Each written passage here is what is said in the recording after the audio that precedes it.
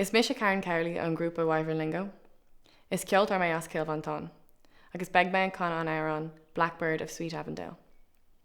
Tá an amhrán seo in san stíl aisling. San amhrán seo, tá ban óg ag cuineadh faoi bás an Lundómh de Avondale. Is maithfar é an Lundómh de Avondale de Charles Stewart Pharnell. Anis tá mé ag teach Avondale ag CILL MHANTAIN, an áit a rugadh Pharnell, agus an áit a luan an ban san amhrán. In the fair bay of Dublin, while carelessly strolling, I sat myself down near a clear crystal stream, reclined on the beach as the wild waves were rolling.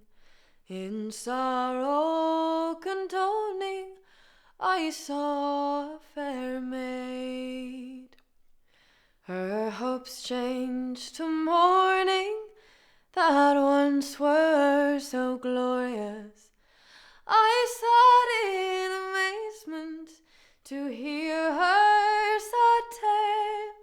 Her heartstrings burst forth in wild accents glorious, saying, "Where is my blackbird of sweet Avondale?"